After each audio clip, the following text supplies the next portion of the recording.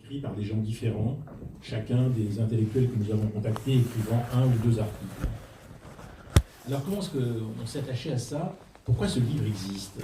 Il existe, et je veux dire qu'il a recueilli une bonne écoute dans la communauté juive française, mais ça y est, j'ai déjà dit un mot qui est insupportable, c'est le mot « la communauté ».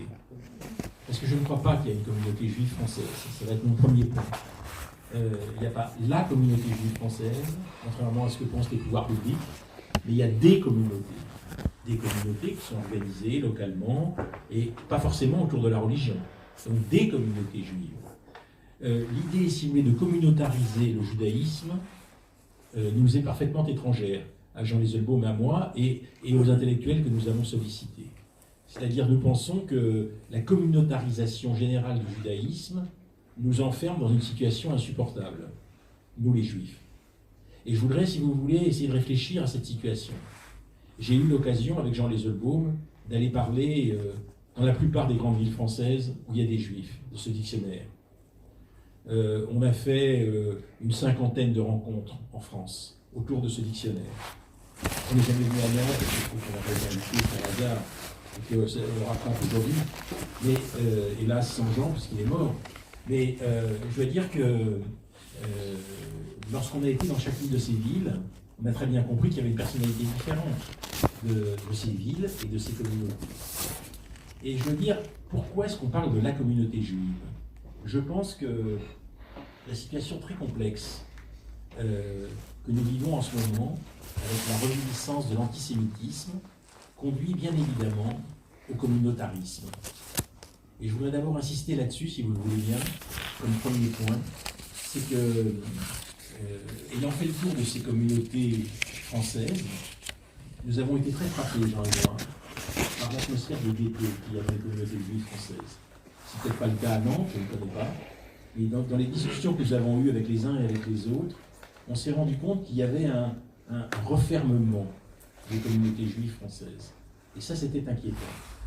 C'est quelque chose, si vous voulez, qui est contradictoire avec l'immense essor intellectuel, en même temps religieux, en même temps culturel, qui s'est développé après la guerre, après la Shoah, et je dirais à partir du moment où des cercles d'études se sont organisés autour du judaïsme dès le courant des années 43.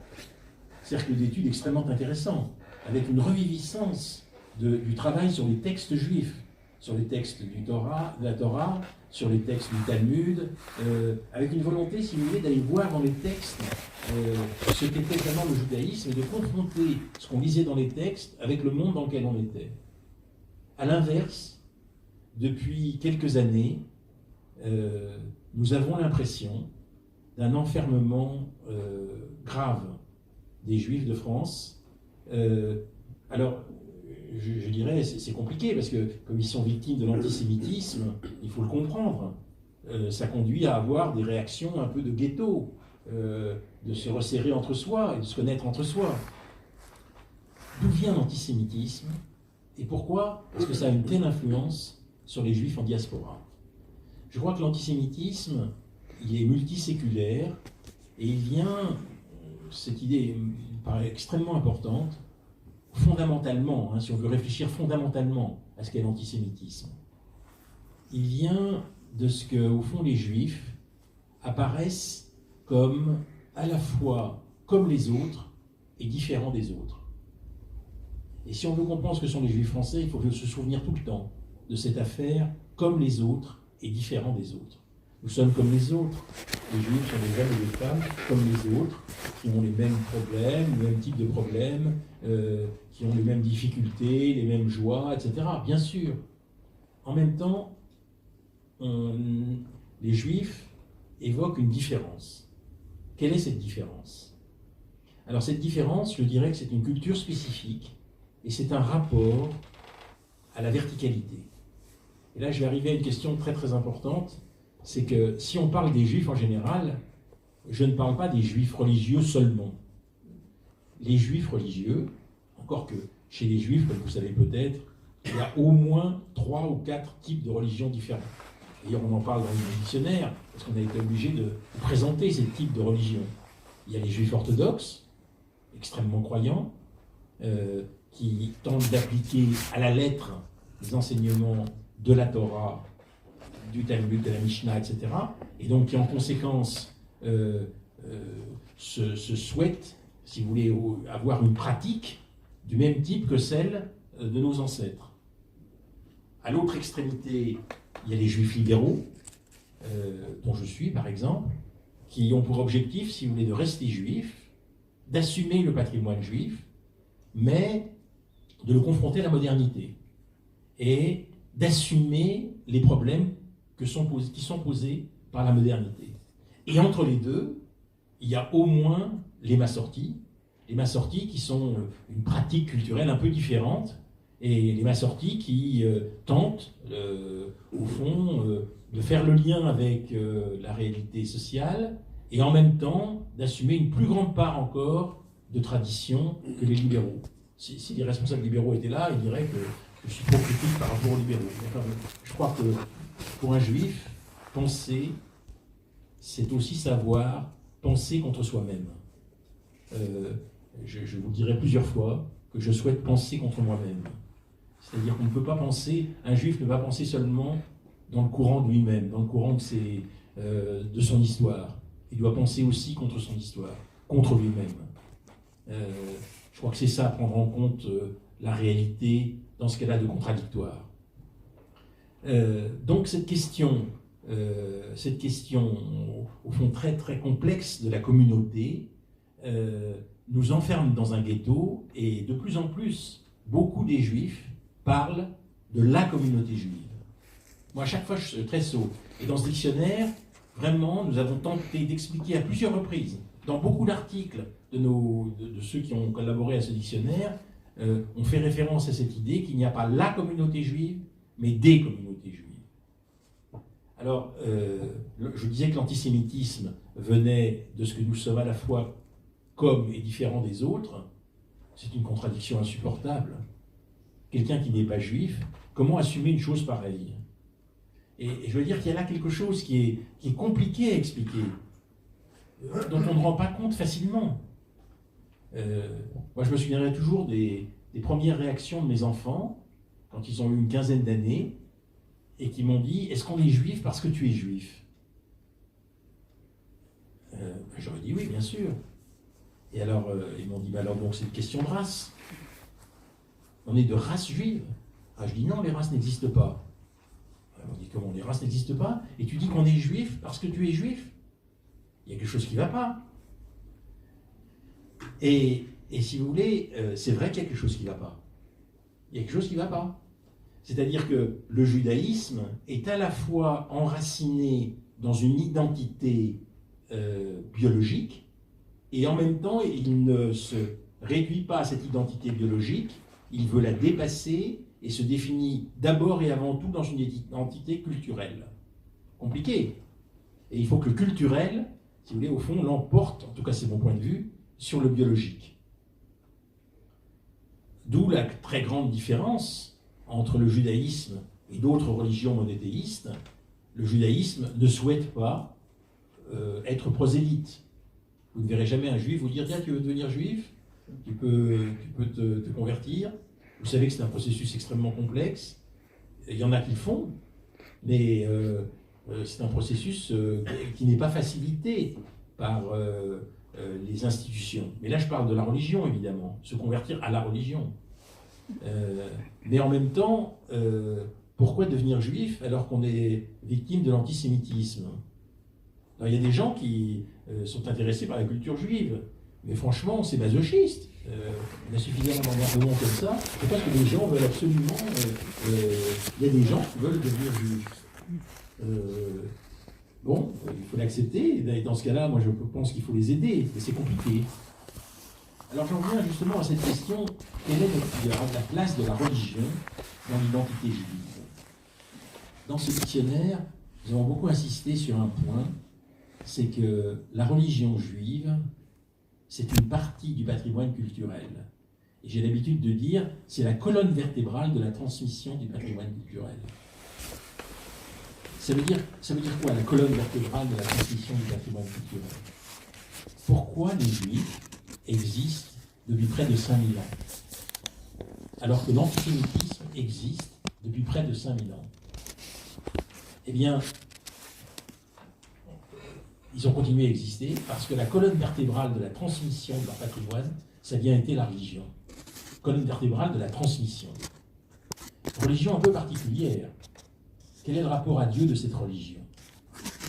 Nous insistons beaucoup dans le livre sur le fait qu'il y a eu des dérives, et surtout en France. En France, la religion juive est sous la domination des religions chrétiennes. Qu'est-ce que je veux dire par là? Quand on se promène dans la rue, quand on parle avec des Français, la religion, c'est les prêtres, c'est l'Église, c'est les pasteurs, mais c'est surtout les prêtres chez les catholiques, et le catholicisme est la religion dominante. Donc, quand on est juif, avec les gens bien intentionnés d'ailleurs, ils disent, les rabbins, c'est comme les prêtres. Et ils disent, non, pas du tout. Un rabbin, c'est pas du tout comme un prêtre. Un rabbin, c'est quelqu'un, c'est-à-dire il n'y a pas de médiation entre le peuple et Dieu. Il n'y a pas de médiation. Chez les chrétiens, il y a une médiation entre le peuple et Dieu, qui est le prêtre, ou éventuellement le pasteur. Mais pour nous, le rabbin, c'est seulement quelqu'un qui a fait des études, et qui sait peut-être un peu plus qu'un autre, et qui peut travailler avec nous pour, au fond, comprendre les textes, adapter les textes, et réfléchir sur les textes. C'est tout.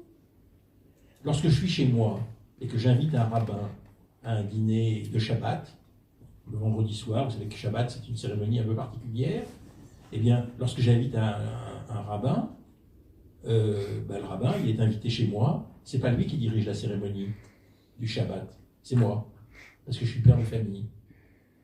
Voilà, ça c'est très difficile à comprendre, mais c'est très différent du catholicisme. Or, le catholicisme, petit à petit, il a une telle prégnance qu'il impressionne les Juifs, et que les Juifs, petit à petit, ont cru que leur rapport à Dieu, et ils croient en France, massivement, que leur rapport à Dieu est un rapport du même type que les catholiques à Dieu. C'est pas du tout comme ça. Qu'est-ce que c'est que la croyance pour un Juif? Un Juif ne sait pas s'il croit ou s'il ne croit pas. Moi, quand je parle du judaïsme, on m'interroge souvent, mais voyons, Antoine, tu as la foi ou pas? Je m'excuse, ce n'est pas une question pour un juif. Tu as la foi. C'est une question pour un chrétien. Je comprends qu'ici, les chrétiens soient majoritaires dans ce pays. L'idéologie chrétienne est majoritaire. Mais si vous voulez, le problème n'est pas d'avoir la foi ou pas avoir la foi. Le problème, il est de laisser le point d'interrogation ouvert entre croyance ou non-croyance. C'est ça être juif. C'est continuer à s'interroger sur un message. Donc, quand je dis que nous sommes différents des autres, nous sommes différents des autres en cela que nous avons une tendance à croire c'est déjà trop fort, mais disons, nous avons tendance à adhérer à l'idée que la verticalité est essentielle. La verticalité. Qu'est-ce que c'est la verticalité? Ça signifie que, je pense à un livre formidable qui s'appelle Cérémonie dans la tourmente. En plein milieu d'Auschwitz, une communauté a continué à essayer d'avoir une pratique religieuse dans la tourmente. Ils étaient déportés, je ne vais pas insister, en ce moment il y a beaucoup de films qui reviennent à l'occasion du 75e anniversaire de la libération d'Auschwitz sur les conditions dans lesquelles on vivait à Auschwitz, on survivait quelques semaines. Et Célébration dans la tourmente raconte comment une communauté qui avait été entièrement déportée a essayé de continuer à avoir une vie juive marquée par cette colonne vertébrale qu'est la religion. Et dans Célébration, il n'y avait rien pour le faire. Il n'y avait pas de batsot. Des batsot, c'est du pain non levé pour manger avant Pessah. Il n'y avait rien de possible. Il n'y avait aucune... Mais, dans Célébration pour la tourmente, il y avait la référence à l'histoire et la question posée, est-ce que Dieu peut accepter une chose pareille? Que la situation dans laquelle nous sommes. Avec un certain nombre de gens qui disaient non. Un certain nombre de gens qui disaient oui. Et est-ce que Dieu peut exister?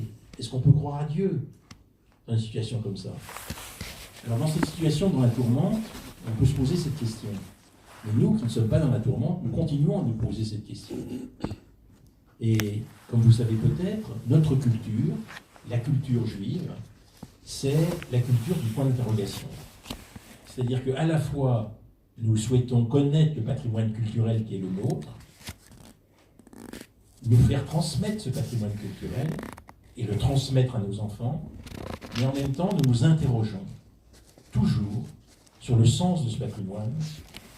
Et le point d'interrogation, je dirais, est l'essentiel. Quand j'ai avancé cette idée, lorsque nous avons été reçus, Jean Lesolbaum et moi, par Marc-Alain Ouaknin, dans son émission de dimanche, des dimanches, lorsqu'il nous a invités, j'ai dit, voilà, donc, nous affirmons dans ce livre que les Juifs, traditionnellement, ne savent pas s'ils croient ou s'ils ne croient pas. Et ce point d'interrogation reste essentiel. Et Ouaknin a répondu, non seulement c'est tout à fait juste, mais je vais dire quelque chose pour les auditeurs de France Culture qui m'écoutent chaque semaine. Moi, je suis un rabbin athée. Alors évidemment, il a tenté d'expliquer ce que ça voulait dire être un rabbin athée. Il a dit, parce que je suis juif, je suis athée. Alors, vous allez me dire, il va très loin. Mais il va très loin avec cette idée, si vous voulez, qu'au fond, la question de Dieu est une question qui reste fichée au cœur de notre patrimoine culturel et que nous ne voulons pas régler, comme toutes les autres religions le règlent, en disant, il faut croire à Dieu, Dieu existe. Non, nous ne réglons pas cette question, au départ. Nous ne la réglons pas. Et quand j'ai dit que nous sommes sous l'influence des chrétiens, c'est que la tendance, évidemment, de toutes les communautés juives, c'est de lire la Bible en chrétien. Je vais donner un deuxième exemple, d'ailleurs, pour montrer que les Juifs risquent de lire la Bible en chrétien. L'histoire de Job. Tout le monde connaît l'histoire du livre de Job. Vous savez, dans la Bible, Job était très heureux, formidable, etc. Et puis viennent tous les malheurs. Et Job est éprouvé par tous ces malheurs. Ses enfants vont partir, sa femme va le quitter, il va perdre toute sa fortune, etc., etc. Et très curieusement, quand les chrétiens lisent le livre de Job, parce que c'est un livre qui pour nous est important, mais pour les chrétiens aussi, il existe, ils s'arrêtent là. Ils lisent cette partie, et si vous voulez, chaque année, les chrétiens lisent une partie du livre de Job, et ils lisent cette partie du livre de Job en disant que Job garde la foi. Mais le livre de Job, c'est pas du tout ça. La deuxième partie du livre de Job, c'est Job tient bon. Job ne bouge pas, ne crie pas contre Dieu, ne se révolte pas, et continue à vivre sa vie de plus en plus difficile. Et alors, dit le texte, il devient très heureux, et il va toucher toutes les richesses possibles, sa femme va revenir, ses enfants vont revenir, et il va être très heureux. Je fais rapidement, et j'ai pas repris le texte comme ça, là, mais bon, je devrais lire le texte pour être bien, et sinon je n'aurais pas de chance, si je lisais le texte, comme je n'ai qu'une heure pour vous parler, je n'aurais pas du tout le temps de dire autre chose. Mais voilà, cette deuxième partie, pour nous, est très très importante. C'est qu'au fond, nous sommes appelés, parce que nous sommes verticaux, à comprendre le monde, à le transformer, et nous sommes appelés à être heureux, au bonheur. Pas d'exaltation de la souffrance chez les Juifs, pas d'exaltation de la misère, pas d'exaltation des difficultés. Vous savez, c'est vrai que, heureusement, il y a eu une évolution du christianisme, qui, après avoir longtemps parlé de la croix, et au fond du mystère de la croix, etc., a été amené à progressivement essayer de ne plus être dans l'exaltation de la pauvreté. Mais cette idéologie demeure depuis le Christ. Être pauvre comme le Christ. Souffrir la passion du Christ. Pour un juif, ça ne marche pas, ça. Pour un juif, c'est l'inverse. Il faut être heureux, trouver sa manière de réaliser son humanité. Et comme disait Lévinas, que je vous conseille de lire, le judaïsme, ce sont des actions et des obligations. Des actions parce que nous souhaitons agir avec les autres et pour les autres, et des obligations, parce que nous avons des obligations vis-à-vis des autres et vis-à-vis de nous-mêmes qui sont essentielles. C'est des actions et des obligations. Ce n'est pas l'exaltation de la souffrance. Action et obligation, ajoutait Lévinas, qui contribuent à la richesse et qui font la richesse. C'est une des raisons fondamentales pour lesquelles nous, à la différence des chrétiens, nous considérons que être riche, c'est une chose positive. Nous souhaitons que le plus grand nombre d'hommes et de femmes soient riches. Alors, d'où d'ailleurs, alors c'est pas la seule origine de la haine des Juifs en disant les Juifs ont de l'argent. Mais quand on dit les Juifs ont de l'argent, les Juifs aiment l'argent. Parce qu'on aime la richesse. On ne veut pas, évidemment, prendre l'argent comme une fin.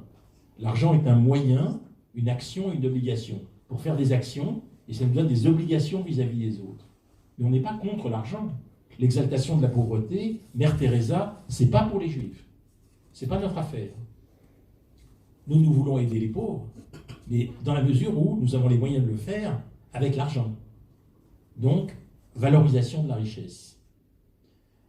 C'est un point très très important parce que vous vous rendez compte que progressivement, je suis en train de vous donner des idéologies, des points d'idéologie qui sont répandus dans ce livre et qui sont exactement l'inverse de ce qu'est le christianisme. Et ces idéologies marquent le judaïsme français. Mais ce qui est dramatique, c'est que le judaïsme français est emporté par les idéologies chrétiennes qui sont dominantes, et vous aurez des juifs qui, non pas exalteront la souffrance, mais diront, écoutez, la souffrance vient de Dieu. Jamais un juif ne dira que la souffrance vient de Dieu. La souffrance ne vient pas de Dieu. Bon, déjà on ne sait pas si Dieu existe, mais la souffrance, en tout cas, ne vient pas de là. Quand je dis on ne sait pas si Dieu existe, je voudrais dire de façon très claire que, bien sûr, on a un texte fondamental qui est le texte de la Bible. Et à partir de ce texte de la Bible, c'est une histoire, qui est l'histoire de notre peuple, et la manière dont notre peuple a lu son histoire. Mais à partir de là, faire référence à cette histoire nous appelle non pas à croire en Dieu, mais à assumer la verticalité des humains. Et je reviens sur la question de la verticalité, pour achever ce thème de la verticalité, assumer notre verticalité d'humain. Notre verticalité d'humain, c'est-à-dire le fait que nous sommes appelés à plus que nous-mêmes. Il y a une spiritualité juive. Une spiritualité juive qui nous tient debout. Debout face aux difficultés, debout pour, au fond, assumer notre dignité, debout pour valoriser la dignité d'autrui et valoriser la dignité des autres. Alors, la situation est compliquée parce que le judaïsme français, petit à petit, a oublié ses valeurs très fondamentales de son histoire et de sa culture. Alors, à partir de là, je voudrais tenter de dire que on a donc une réinterprétation de la condition juive et du judaïsme, une affirmation identitaire qui s'appuie évidemment sur des textes. Mais les textes ne sont pas des références sacrées, il n'y a pas de dogmatisme des textes, mais il y a une interprétation critique des textes. Vous savez que, au fond, la Torah est une chose, mais il y a autant de commentaires de la Torah qu'il y a eu de générations. Il y a tout le temps des commentaires de la Torah. Ça signifie que pour nous, la vraie manière de rendre compte de notre patrimoine, c'est de le commenter, de travailler dessus, et de travailler sur les commentaires qui ont eu lieu avant, et sur les commentaires de commentaires, et toujours prendre en compte ces commentaires. Le Talmud n'est rien d'autre que des commentaires de notre tradition. Et ce qu'on peut dire, c'est que nous sommes très attachés à ces commentaires qui se transmettent de génération en génération. Je dirais que le judaïsme français est un fait social total maintenant. C'est-à-dire, évidemment, il y a une très grande diversité. Et beaucoup de juifs français, peut-être il y en a dans la salle, ne partageront pas le point de vue que j'ai. Et même dans ce livre, Jean et moi, nous avons interrogé, nous avons voulu rendre compte de la totalité, du panel de ce que sont les juifs français. Donc inévitablement, les gens qui écrivent dans ce livre n'ont pas tous notre point de vue. Il y a des points de vue différents. Il y a une très grande diversité. C'est important de maintenir cette diversité, surtout dans la mesure où elle nous évite le dogmatisme et elle nous évite d'asséner un certain nombre de vérités. Nous ne voulons pas asséner des vérités. Je vous ai dit en commençant, notre point essentiel, c'est le point d'interrogation. Voilà. Nous restons avec des points d'interrogation sur un très grand nombre de choses.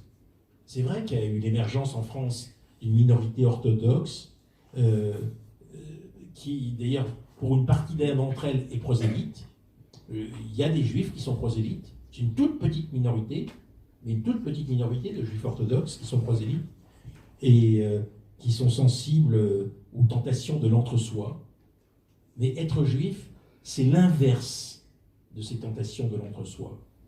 Être juif, c'est justement être en dialogue avec d'autres.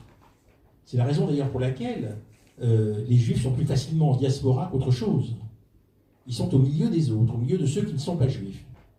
Et le judaïsme français s'est constitué à l'intérieur d'une société française où il est un élément minoritaire, certes, mais un élément qui existe dans la société française. Alors, ce qu'on peut dire, c'est que ce qui nous marque et ce que voit la société française, c'est la stricte observation religieuse. Et la stricte observation religieuse ne concerne pas la majorité des juifs. Il faut savoir aujourd'hui qu'il y a à peu près en France, nous avons donc un article sociologique là-dessus, 450 000 juifs, à peu près. Sur ces 450 000 juifs, il n'y en a pas 100 000 qui pratiquent la religion irrégulièrement. Irrégulièrement. Sur ces 450 000. Sur ces 450 000, il y en a donc, si vous voulez, une immense majorité qui considère que c'est un apport culturel, un élément culturel, et font de cet élément culturel l'essentiel de leur identité. Bien évidemment, c'est une discussion que j'ai eue avec Elie Wiesel, qui a été une discussion très difficile, très intéressante. Et quand j'ai expliqué ça, j'ai parlé de ça à Elie Wiesel, Elie m'a répondu la chose suivante. Il m'a dit, moi je crois que les juifs qui sont en diaspora, lorsqu'ils se marient avec des non-juifs, ils perdent leur identité. Ils risquent de perdre leur identité. Je lui ai dit que je trouvais ça épouvantable de dire une chose pareille. Parce que l'inverse peut aussi venir, c'est-à-dire que leur identité continue et éventuellement peut toucher leur conjoint. Mais on ne peut pas dire que le mariage avec un non-juif, disons, peut être assimilé à la disparition du judaïsme. Et quelquefois, un certain nombre de porteurs de cette thèse en viennent même à dire c'est comme l'extermination. Il a exterminé des juifs, il extermine des juifs, et quand les juifs se marient avec des gens qui ne le sont pas, eh bien, on extermine un patrimoine culturel parce que petit à petit ça disparaît. Moi je crois que c'est entièrement faux. Et je voudrais, de ce point de vue, faire allusion à ce qu'ont fait les sociologues qu'on rapporte dans ce livre, qui ont constaté que dans des familles où il y a eu des mariages mixtes, très nombreuses en France, forcément, dans les familles où il y a eu des mariages mixtes, on voit revenir à la deuxième ou à la troisième génération des éléments de judaïsme absolument étonnants. C'est-à-dire que cette identité juive, qui est celle d'une personne dans la famille, se transmet parce qu'elle est très forte. Elle ne touche pas forcément tous les enfants et tous les petits-enfants, mais elle touche une partie de la famille, et certains deviennent plus juifs, je le dis bien, hein, que leur père et leur mère, ou que leur grand-mère ou leur grand-père. Pourquoi ? Parce qu'ils assument totalement cette identité et réhabitent cette identité alors que leurs parents, pour des raisons très compréhensibles, qui sont liées à ce qu'est l'antisémitisme, qui sont liées aux horreurs qu'ils ont subies, qui sont liées à la vie quotidienne, où quelquefois on oublie ce que c'est que cette culture, eh bien, petit à petit, se sont un peu détachés du judaïsme. Et on voit, top, ça renaît chez quelqu'un qui est un enfant et qui, à un moment donné, assume la totalité de ce patrimoine. Alors, dans ce livre, on a essayé de montrer comment le judaïsme français se nourrit. Il se nourrit de lecture, de travail et de la réflexion d'écrivains sur le judaïsme. Alors, bien sûr, la lecture des textes fondamentaux dont j'ai parlé jusqu'ici, c'est-à-dire des textes de la tradition, mais aussi des textes d'Elie Wiesel ou de Primo Levi, d'Albert Cohen ou d'Isaac Bashevis Singer, d'Amos Oz ou de Georges Perec, d'Imre Kertész ou de Romain Gary, de Patrick Modiano ou d'André Schwarzbart. Et chaque fois que je prononce ces noms, comme je connais parfaitement tous ces auteurs, sur chacun de ces auteurs, il y a un article évidemment dans le dictionnaire, je pense à la manière dont chacun d'entre eux a assumé le judaïsme. C'est totalement différent. On a des judaïsmes extrêmement différents. Extrêmement différents par leur histoire, par le patrimoine culturel dont ils sont porteurs, avec bien sûr des éléments de constance sur lesquels je tente de m'attarder un peu. Mais si vous voulez, cependant, on a des éléments culturels extrêmement différents et diversifiés. Si on prend le judaïsme allemand, le judaïsme allemand a influencé aussi le judaïsme français. Une femme comme Hannah Arendt, un homme comme Walter Benjamin, un homme comme Franz Rosenzweig, qui lui justement a vécu dans le rapport avec les chrétiens. Benjamin, au fond, c'est quelqu'un qui a tout le temps pensé l'eschatologie, la fin. Bien sûr, il a décrit le monde dans lequel il était, la difficulté qui était de vivre, qui était celle de juifs et d'intellectuels dans l'Allemagne où le nazisme montait, mais en même temps, il était obsédé par une idée qui était l'idée de la fin. Je dirais que le messianisme de Benjamin est total. Il n'y a pas beaucoup d'intellectuels qui ont assumé cette tradition messianique. Alors si on réfléchit un instant à l'importance que ça a dans la tradition juive, cette tradition messianique, un jour, le Messia reviendra. Qu'est-ce que ça veut dire? Ça ne veut pas dire qu'un Dieu reviendra, pas du tout. Ça veut dire que l'avenir, demain, à Jérusalem, demain, quelque chose sera plus beau qu'aujourd'hui. Demain, il se passera quelque chose qui nous permet d'espérer. Et cette espérance, elle est fichée au cœur du judaïsme. Un homme comme Benjamin, au fond, une grande part de son œuvre tourne autour de ça. Si je prends des gens comme André Neher, puisque ici il y a le cercle d'André Neher, moi j'ai très bien connu André Neher et sa femme, j'ai été chez eux plusieurs fois à Jérusalem, j'en ai un souvenir très précis. Les discussions que j'ai eues avec André Neher sont des discussions formidables, où on discutait justement du point d'interrogation. Je crois que c'est l'homme avec qui j'ai le plus discuté du point d'interrogation. Il était très croyant, entre guillemets, je dirais plutôt très pratiquant. C'est pour ça que je n'aime pas le mot croyant, je vous l'ai dit, et je pense que les juifs ne sont pas croyants.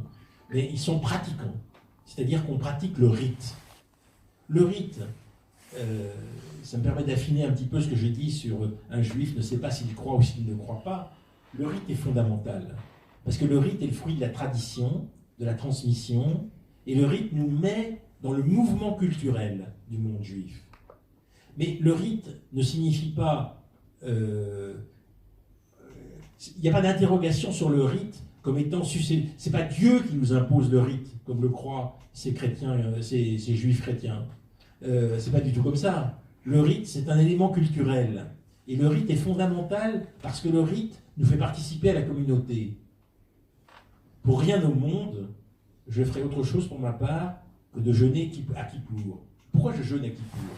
Les enfants me demandent souvent ça. Mais tu ne crois pas? Je ne sais pas si je crois ou si je ne crois pas. Mais je jeûne à Kippour parce que tous les juifs jeûnent à Kippour. C'est un élément de notre tradition. C'est notre histoire. C'est-à-dire que c'est un jour où les juifs, au fond, s'interrogent sur le sens de l'existence. Et chaque fois que notre communauté culturelle nous amène à nous interroger le sens de l'existence, il faut savoir s'en saisir. Voilà. Les rites visent à ça. Les rites, ça vise à reproduire quelque chose qui est l'histoire des générations précédentes, qui est inscrit dans l'histoire des générations précédentes, et qui nous met dans un parallèle avec les générations précédentes. Alors, bon, bien sûr, je constate que les chrétiens ont progressé dans la compréhension de ce que sont les Juifs. Vous savez tous que, sans doute c'est arrivé aux Juifs qui sont dans la salle, qu'on les a accusés d'avoir tué Jésus. Moi, je me souviens très bien, quand en cours de récréation, on m'avait accusé d'avoir tué Jésus, je ne savais pas du tout ce que ça voulait dire. J'ai dit non, moi je ne l'ai pas tué, je me souviens d'avoir dit ça. Et donc, cette accusation, comme vous savez, a été abandonnée au terme de Vatican II, et surtout de cette encyclique qui s'appelle Nostra Aetate, et que nous commentons dans le livre, parce que pour nous c'est très très important de constater cette évolution. Et cette évolution n'a pas eu comme conséquence que tous les chrétiens aient oublié ça. Ils sont toujours persuadés, il y a beaucoup de chrétiens qui sont encore persuadés que les Juifs ont tué Jésus. Mais c'est vrai qu'aujourd'hui, on peut s'appuyer sur cette encyclique qui dit que c'est pas vrai. Mais si vous voulez, dans cet anti-judaïsme chrétien, qui n'a rien à voir avec l'antisémitisme, parce que l'antisémitisme, ça me permet de le dire maintenant, il est fait de trois choses. Il est d'abord fait de cet anti-judaïsme chrétien dans notre société française. C'est-à-dire de cette opposition qu'il y a entre la croyance chrétienne et la croyance et la prétendue croyance juive. Voilà. Il est fait de ça, d'abord. Et il y a eu traditionnellement dans l'histoire, au fond, une lutte terrible des chrétiens contre les juifs. Et c'est eux qui ont commencé à les distinguer.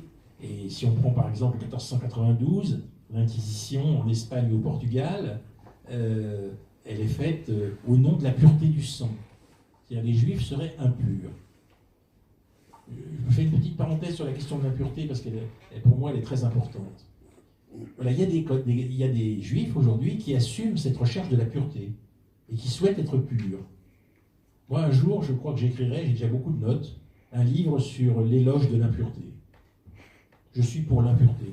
Je pense que l'impureté, c'est formidable. Et je crois qu'être juif, c'est être du côté de l'impureté. Pourquoi ? Parce que nous avons été exclus en 1492 d'Espagne et de Portugal au nom de la pureté du sang, parce que les juifs n'étaient pas purs de sang. Et je crois qu'il faut s'en revendiquer. C'est-à-dire que être juif, c'est assumer ce dialogue avec ce qui n'est pas juif. Et comme le dit Levy, qui a demandé un article sur l'universalisme juif dans ce dictionnaire, l'universalisme juif, au fond, c'est la prise en compte de ce qui n'est pas juif par le juif, qui a besoin de ce qui n'est pas juif pour assumer totalement son judaïsme. C'est-à-dire que assumer totalement le judaïsme, ce n'est pas s'enfermer dans une identité juive fermée, mais c'est au contraire s'enrichir de tous les apports que les autres peuvent nous donner par le regard qu'ils ont sur le judaïsme, même s'ils ne connaissent pas. Et ce dialogue avec autrui, cette confrontation avec autrui est fondamentale. Lorsque Lévinas parlait de ce dialogue avec l'autre, et qu'il disait que c'était absolument fondamental dans notre tradition, comme vous le savez peut-être, il évoquait le visage. Et il évoquait le visage de l'autre, la confrontation avec le visage de l'autre. Là, vous êtes quelques-uns en face de moi, et chacun de vos visages évoque une histoire particulière. Chacun de vos visages est le fruit d'une histoire absolument passionnante, qui est l'histoire de chacun d'entre nous, de chacun d'entre vous. Si on avait du temps, on se raconterait chacun les actes qu'on a posés et qui nous ont constitués comme tels. Et ces actes forment un emploi du temps qui est ce qui a produit l'ouverture de notre visage et d'une certaine façon notre physique. Évidemment, il y a une biologie, il y a un support biologique, je sais bien. Il y a un support biologique qui a fait que le visage de chacun d'entre nous est comme ci ou comme ça. Mais nous avons construit aussi notre physique, comme nous avons construit notre manière d'être au monde, notre rapport au monde, comme nous avons construit, si vous voulez, au fond, les idées qui sont les nôtres. Souvent, il y a des gens qui me disent « Mais moi, c'est pas mon idée, ça. Je pense pas comme ça. C'est faux. Ce que vous pensez est faux. » Bon. Et je leur dis « Est-ce que vous ne croyez pas que votre idée, comme la mienne, elle est le fruit d'une histoire ?» Ils ont beaucoup de mal. Il y a beaucoup de gens qui ont du mal à comprendre ça. Que les idées auxquelles ils tiennent le plus sont le fruit d'une histoire. Et donc, si vous voulez, quand je regarde les visages de chacun d'entre vous, je pense à l'histoire qui les a constitués. C'est une histoire personnelle, culturelle, intime, qui fait de chacun de nous l'homme ou la femme que nous sommes en rapport avec le monde. Et dans ce rapport avec le monde, il se passe quelque chose d'absolument essentiel. Pour un juif, c'est ça qui est essentiel et déterminant. Le juif, il est dans le rapport à autrui. C'est pour ça que le judaïsme est universel. J'ai beaucoup de mal avec mes enfants quand je dis que nous sommes universalistes, et donc je voudrais vous livrer cette difficulté que j'ai à m'expliquer avec mes enfants. Les enfants qui ont entre 50 et 40 ans. J'ai des difficultés parce que ils me disent, c'est quand même contradictoire et paradoxal, tu dis qu'on est universaliste, et en même temps, nous sommes juifs parce que nous sommes des juifs. Ça ne va pas du tout. Parce que les autres, ils ne peuvent pas dire qu'ils sont juifs parce qu'ils ne sont pas des juifs. Oui, mais nous assumons cette tradition et ce dialogue, cette rencontre de l'autre fait partie de notre identité. Ce rapport à l'autre fait partie de notre identité. Nous sommes différents, mais nous sommes comme les autres, et ça fait partie de notre identité que de nous confronter à autrui. Et cette ouverture à autrui est un élément essentiel de notre judaïsme. C'est difficile à prendre en compte, parce que je sais que ça ne passe pas avec mes enfants, donc, et que sur l'universalisme juif, ils disent non, les juifs sont quand même enfermés dans leur naissance, tout le monde ne peut pas être juif, etc. Tu te rends compte, c'est quand même honteux, tout le monde ne peut pas l'être. Est-ce qu'on a un privilège? Non, on est ce qu'on est. Mais être juif, c'est avoir ce rapport à autrui. Alors de ce point de vue, cette conviction me vient, ce rapport à l'universel me vient de la réflexion que j'ai faite sur les origines. Il y a ici un livre que j'ai écrit il y a quelque temps qui s'appelle L'obsession des origines.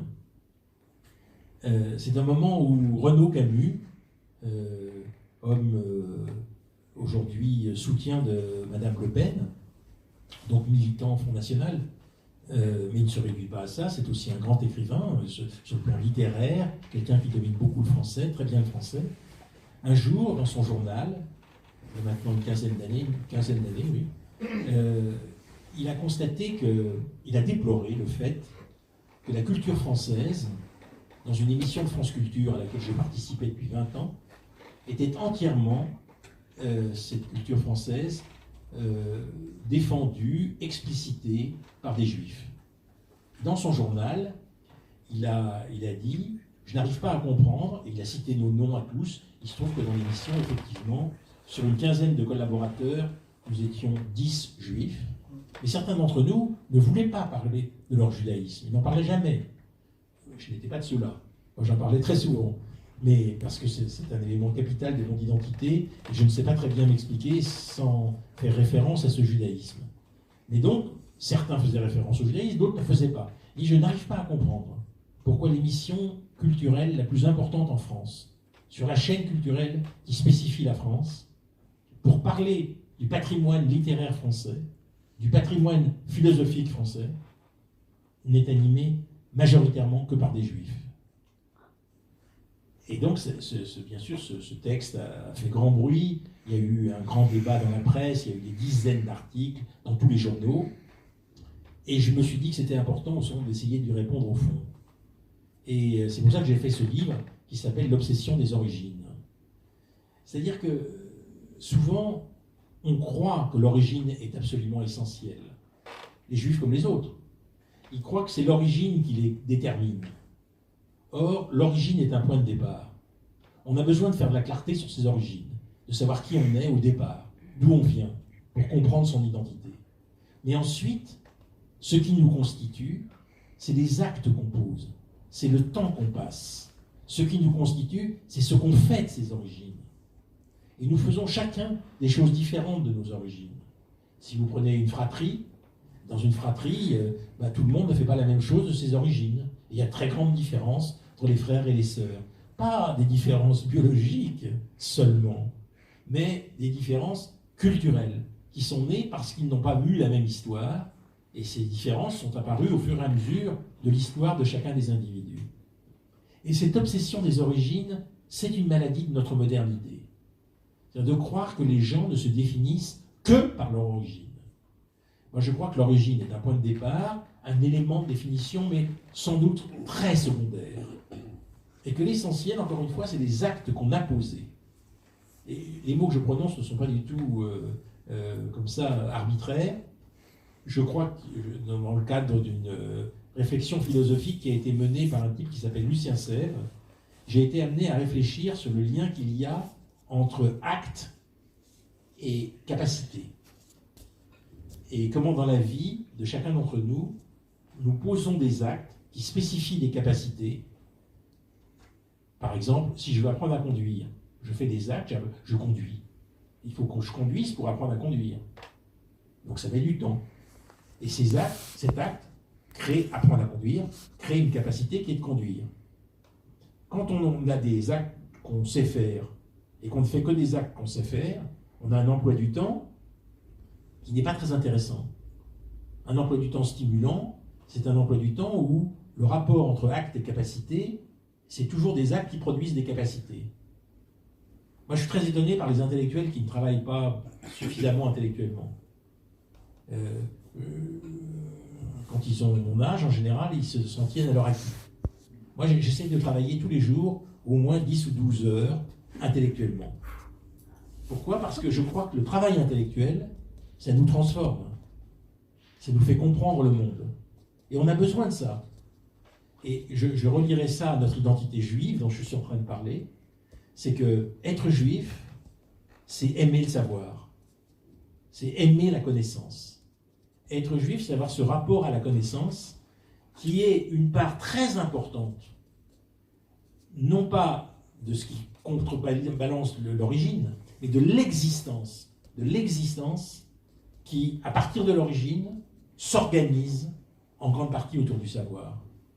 Alors évidemment, ceux qui n'ont pas la chance de se consacrer suffisamment longtemps au savoir, petit à petit, sont amenés dans leur journée à faire des actes mécaniques, des actes qu'on reproduit, qui savent faire, et qui sont des actes qui ne spécifient pas de nouvelles capacités.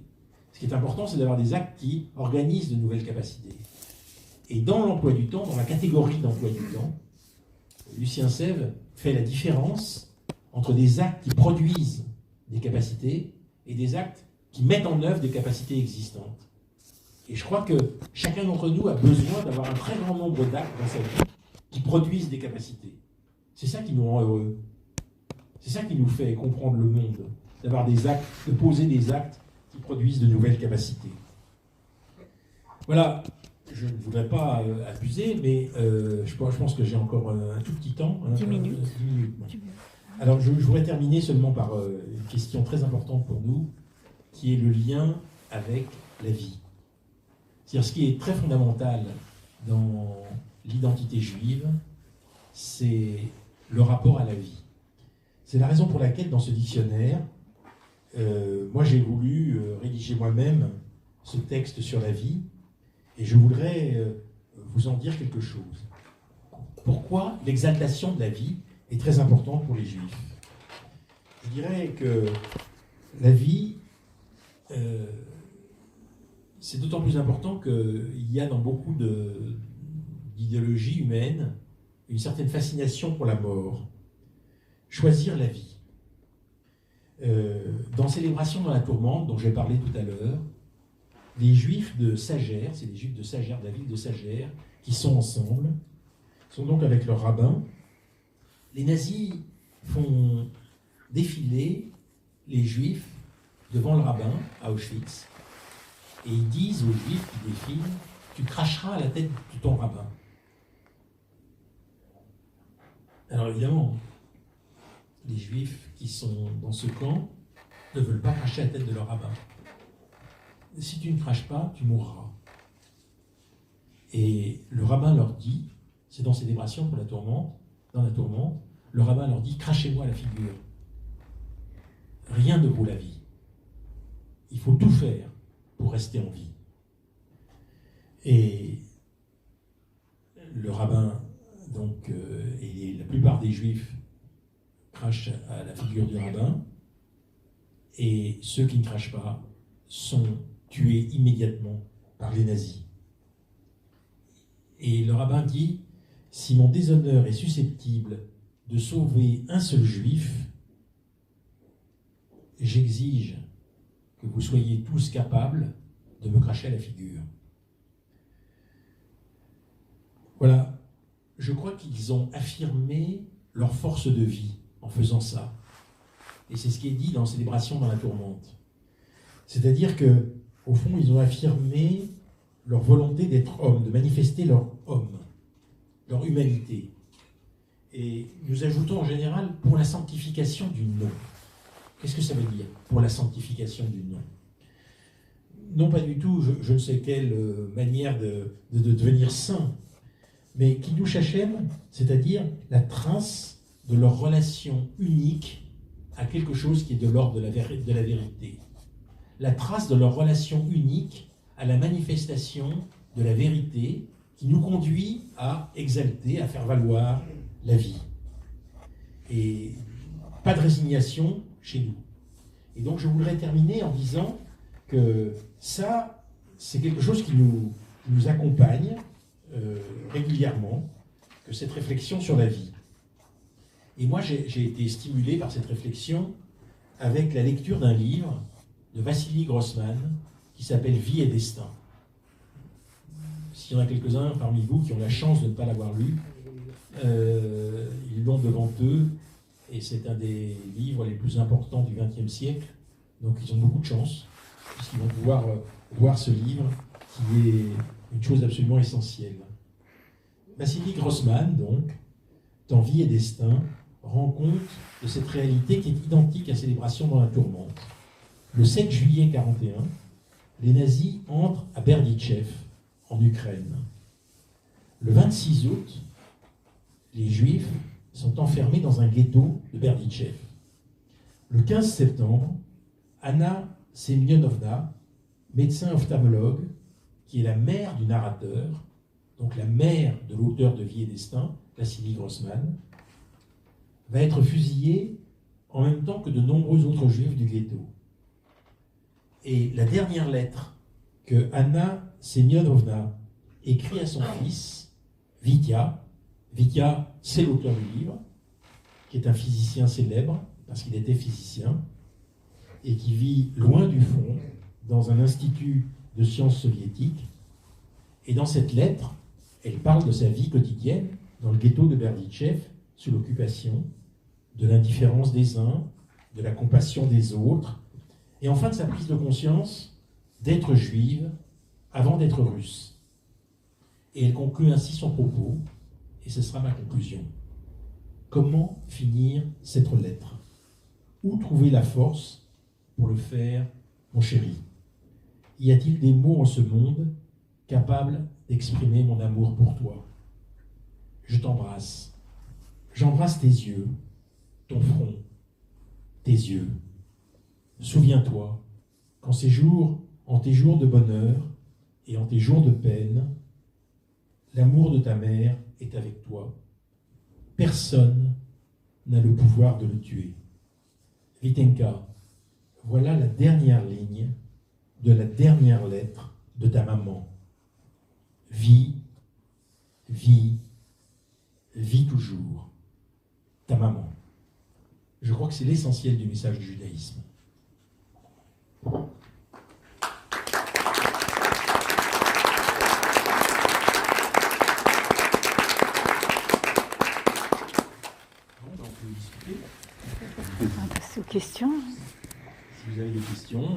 désaccords, il y en a sûrement beaucoup.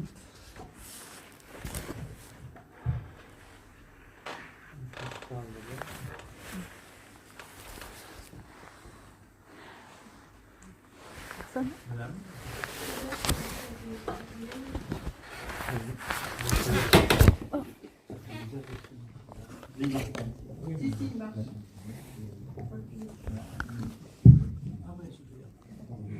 D'accord.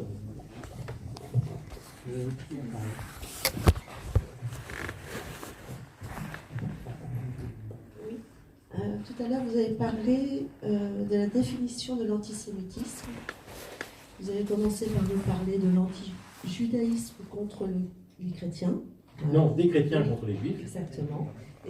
Et après, je me suis arrêté parce que je ne suivais pas vos papiers, j'improvisais alors que j'avais préparé. La deuxième, vous avez raison, la deuxième question, c'est l'antisémitisme raciste, c'est-à-dire à la fin du 19e, c'est ça que je voulais dire, à la fin du 19e est venue, si vous voulez, toutes les considérations racistes et biologiques qui ont conduit jusqu'à Montandon. Montandon, c'est pendant Vichy, l'exposition, vous savez, sur ce que sont les Juifs au Rex, sur les grands boulevards. Et il a fait des schémas du visage des Juifs, de ce que sont les Juifs. C'était le terme ultime du racisme antisémite biologique. C'est-à-dire, ils ont de grandes oreilles, vous voyez, de grandes oreilles, décollées, ils ont le nez courbé, ils ont les pieds comme ci, comme ça. Tout ça n'a absolument aucun sens. Oui, ils ont des doigts crochus, etc., etc.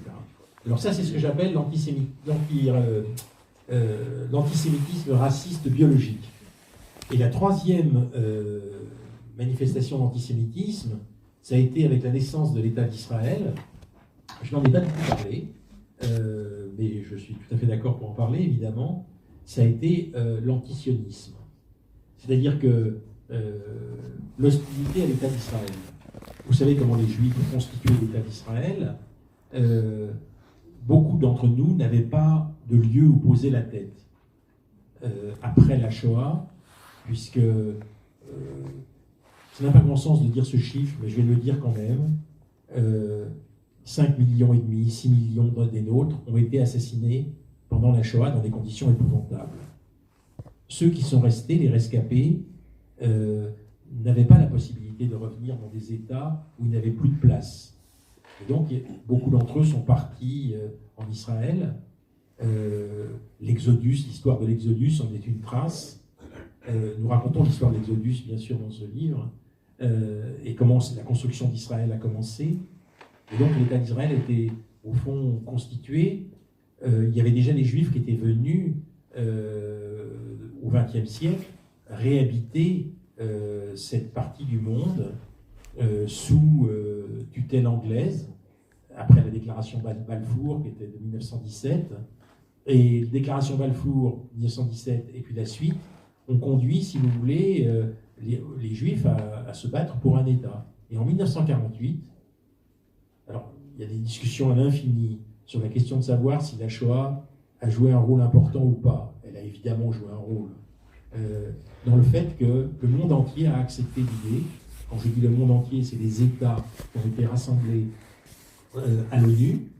Naissance de l'ONU, il suit la Société des Nations, et à l'ONU, ils ont voté en 1948 donc le droit à l'existence de l'État d'Israël, et donc un État pour Israël. Et la troisième forme de l'antisémitisme, c'est bien l'antisionisme, c'est-à-dire la haine de cet État comme étant un État juif. Alors, ce qui est compliqué, et il y a eu récemment une redéfinition, si vous voulez qu'on parle de ça, on en reparlera, donnée par Macron, qui a été recherchée en fait une définition de l'antisionisme qui fait bien référence à l'antisémitisme. Et très souvent, l'antisionisme est un cache-sexe de l'antisémitisme. Et l'antisionisme peut être aussi, pèse le mot, une critique de la politique de l'État d'Israël. Et comme tout État, on peut critiquer la politique de l'État d'Israël. Pour ma part, je suis très critique quant à la politique de l'État d'Israël. Mais il y a un point absolument essentiel, c'est que vous avez un État dans le monde qui a été décidé par tous les États, c'est l'État d'Israël. Et je n'arrive pas à comprendre pourquoi c'est le seul État dont on conteste le droit à l'existence. Cet État a le droit à l'existence. Si vous contestez le droit à l'existence de l'État d'Israël, eh bien, on peut dire que c'est une manifestation d'antisémitisme. Parce que je ne vois d'antisémitisme vis-à-vis de la nation juive. Je ne vois pas pourquoi on contesterait ce droit, compte tenu du fait que cet État existe, que cet État a été décidé par toutes les nations ensemble. Alors, je sais bien que des nations arabes ont voté contre, mais il y a la loi de la majorité. La loi de la majorité a été le choix que cette nation existe. Donc, c'est le troisième composante de ce qu'est aujourd'hui l'antisémitisme, c'est bien évidemment l'antisionisme.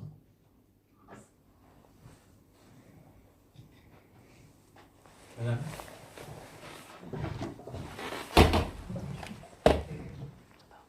Bonsoir.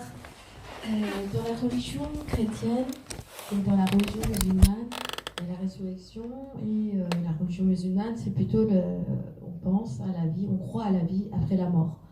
Dans le judaïsme, peut-être il n'y a pas ça, je ne sais pas, j'apprends en tout cas.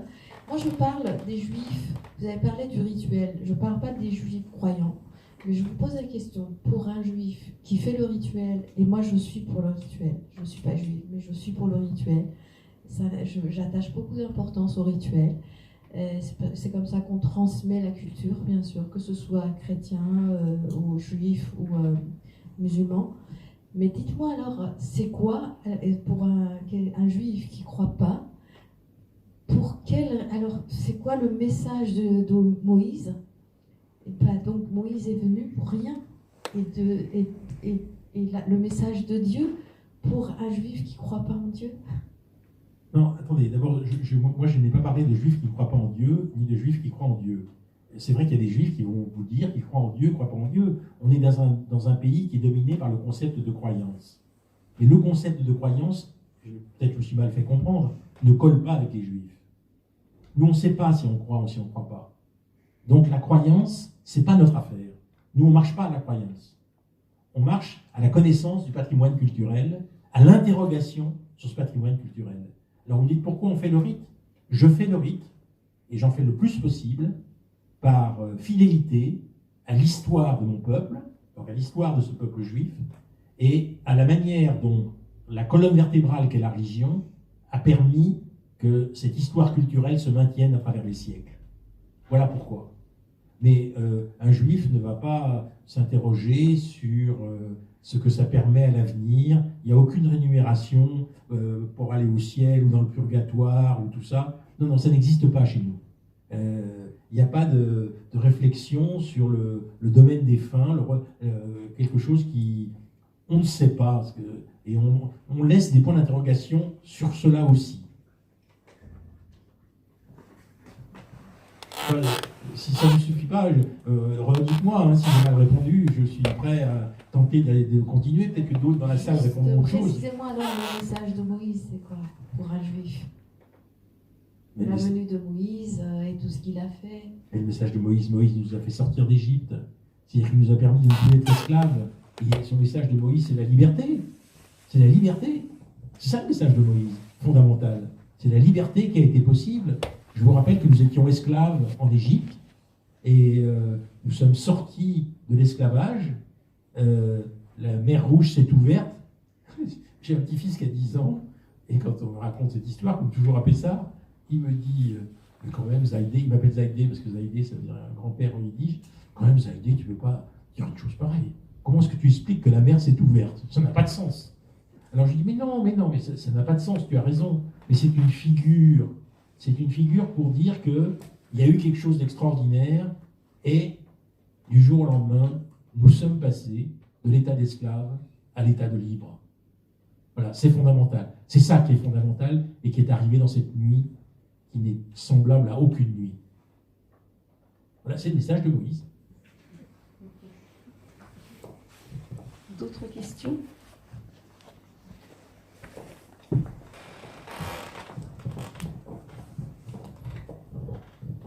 Je voulais savoir comment vous voyez l'évolution du judaïsme français à court terme et à moyen terme.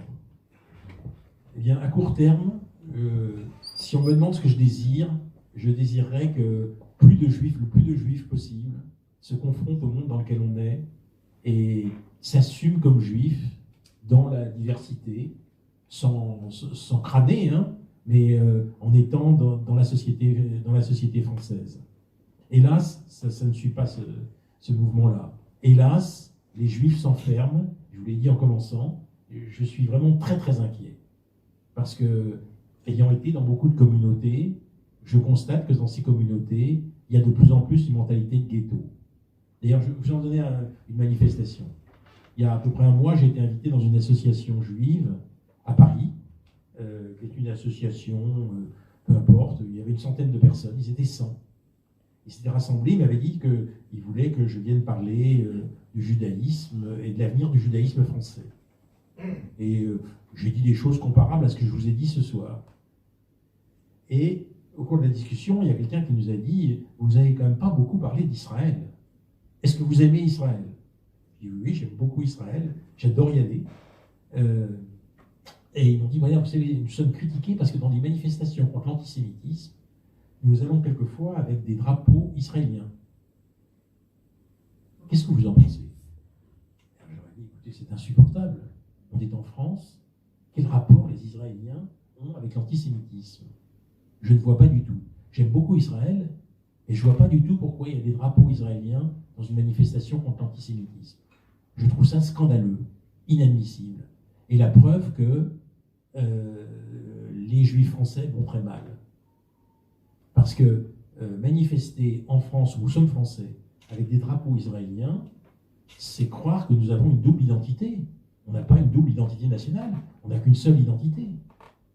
Moi, j'aimerais bien que les Juifs français se considèrent comme Juifs et Français, mais certainement pas Israéliens.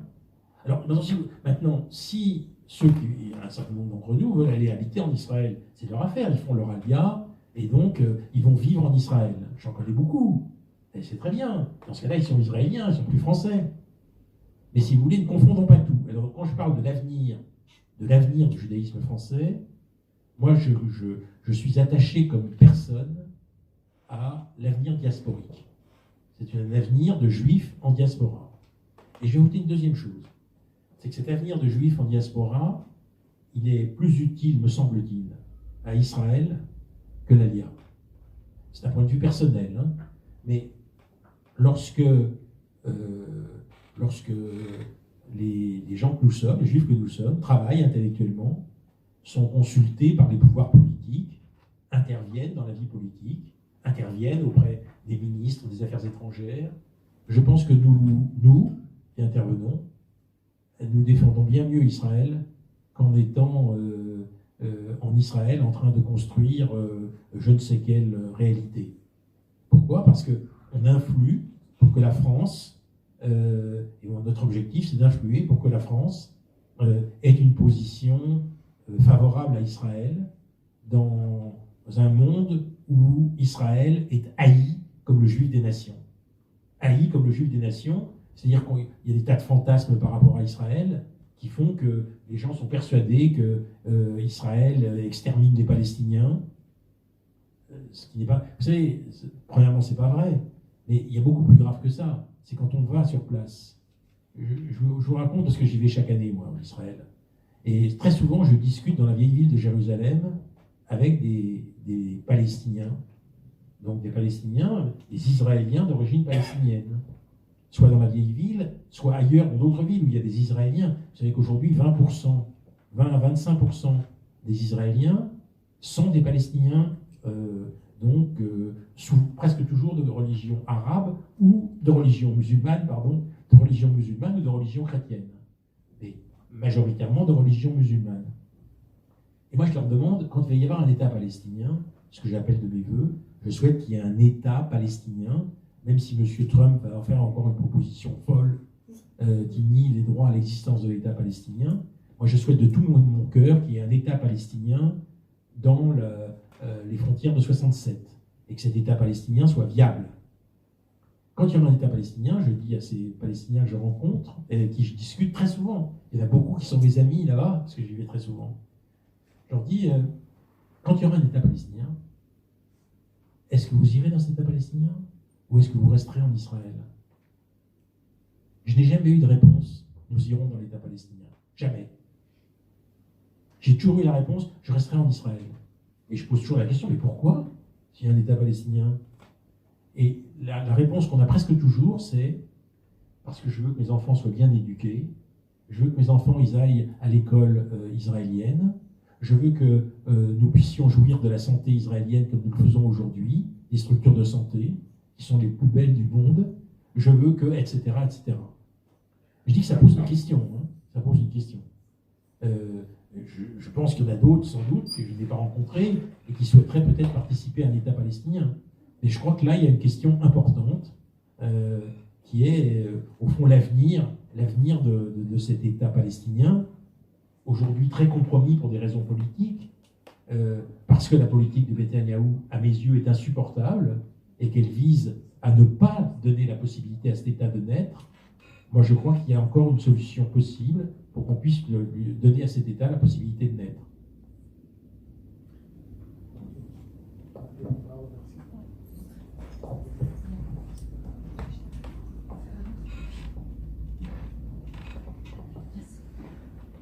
On est désolé, il va falloir conclure.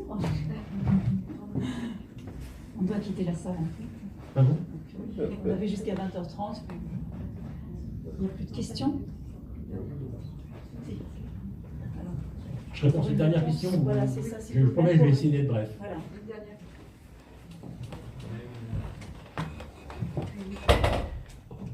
Excusez-moi, c'est plus une constatation. J'ai bien aimé votre manière d'aborder la diversité du judaïsme. Mais est-ce que ça n'est pas propre à la plupart des religions actuellement? Quand on a parlé d'une religion, à la limite, on n'a pas dit grand-chose. Et il y a un livre là que je trouve très intéressant qui s'appelle « Les minorités religieuses en France » et qui ne parle plus du christianisme, mais qui parle des christianismes, qui parle des protestantismes, des judaïsmes, etc. Et ça, cette diversité à l'intérieur de chaque religion, c'est quelque chose d'assez moderne et d'assez intéressant et d'assez important. Parce que souvent, on va figer les choses, on va même caricaturer. Bon, tout à l'heure, par exemple, vous avez abordé le prêtre médiateur. Il faut savoir qu'il y a toute une lutte aussi d'une certaine partie du christianisme contre le cléricalisme, etc. Donc voilà, oui, c'est fini. Vous pouvez venir à la question parce que... Donc je réponds juste en quelques mots pour dire que cette diversité est évidente des judaïsmes français. Et dans ce livre, on fait vraiment droit à cette diversité. Mais il y a quand même des idées fondamentales. Moi, ce sur quoi j'ai essayé de m'arrêter, c'est des idées fondamentales des Juifs aujourd'hui. Tout le monde ne sera peut-être pas d'accord avec ces idées fondamentales chez les Juifs, mais c'est quand même, à mon avis, des idées qui constituent l'idéologie juive telle qu'elle se présente aujourd'hui en France.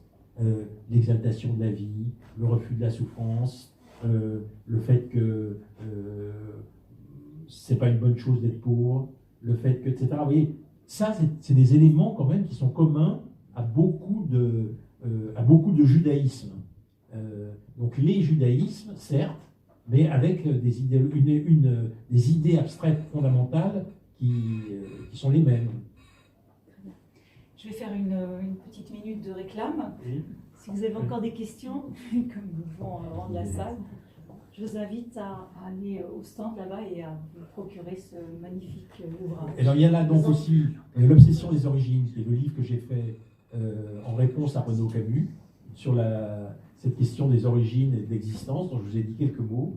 Et puis il y a un livre que j'ai fait sur la mémoire, avec un physicien, qui parle de la mémoire, comment elle fonctionne sur le plan chimique. Et moi je parle de notre mémoire de juifs. Qu'est-ce que c'est que la mémoire pour les juifs?